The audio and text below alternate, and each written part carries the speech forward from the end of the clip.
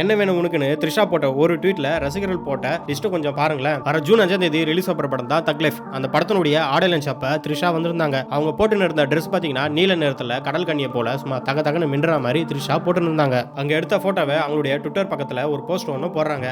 Sugar பேபின்ற சாங்குடைய முதல் லைனான என்ன வேணும் உனக்கு அப்படின்ற வார்த்தையை வச்சுதான் ஒரு ட்வீட் ஒன்று போடுறாங்க. அவங்க போட்ட இந்த ஒரு ட்வீட் தான் பாத்தீங்கன்னா அவங்களோட ரசிகர்கள் எல்லாருமே விதவிதமான லிஸ்ட்டை போட்டு சோஷியல் மீடியா ஃபுல்லாவே ட்ரெண்ட் ஆகிட்டு இருக்காங்க. தமிழ் சினிமால முன்னணி நடிகர்களான சிம்ரன், ஜோதிகா, நயன்தாரா, அன்சிகா, ஜெனிலியா, கீர்த்தி சுரேஷ் இவங்க எல்லாரும் பாத்தீங்கன்னா கல்யாணம் ஆயிட்டு குடும்பத்தோட ஜாலியாவும் இருக்காங்க. ஆனா டாப் ஹீரோனியான த்ரிஷா மட்டும் இன்னமும் திருமணம் செய்யாம சிங்கிளாவே தக் லைஃப் மாதிரி வாழ்ந்துட்டு இருக்காங்க. சரி, அவங்க போட்ட ட்வீட்டுக்கு அப்படி என்னதான்டா ரிப்ளை பண்ணிருந்தாங்க அப்படின்னு கேட்டீங்கன்னா, நடிகர் த்ரிஷா என்ன வேணும் உனக்கு போட்ட ட்வீட்டுக்கு நிறைய பேரு நீ தான் வேணும் எனக்கு கட்டிக்கிறியா அப்படின்ற கமெண்ட் தான் ஃபுல்லா போட்டிருந்தாங்க. த்ரிஷாவோட தீவிர ரசிகர்கள் பாத்தீங்கன்னா நீங்க இப்படியே ஜாலியா ஹாப்பியா இருங்க அதுவே போதும் எங்களுக்கு அப்படின்ட்டு கமெண்ட் பண்ணியிருந்தாங்க. ஆனா எனக்கு ஒரு பிடிச்ச ஒரு கமெண்ட் பாத்தீங்கன்னா அது இதுதான், நீங்களே பாருங்க.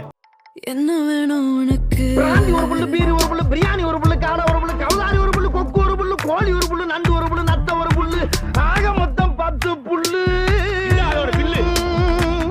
அடப்பாவீங்களா, என்னடா பண்ணிருக்கீங்க? ஆனா சில பேரு நீங்களும் விஜயும் இதே மாதிரி படம் நடிச்சிட்டு இருங்க, அவரு அரசியலுக்கே வேணானோ அப்படியே லியோக்கான அப்டேட்டும் கொடுங்க தலைவின்ட்டும் இந்த பாட்டு ஒரு மாதிரி மண்டக்குள்ளேயே ஓடுதுன்ட்டு கமெண்ட் செஞ்சுட்டு இருக்காங்க. நீங்க சொல்லுங்க மக்களே, என்ன வேணும்னு கேட்டா நீங்க என்ன சொல்லுவீங்க?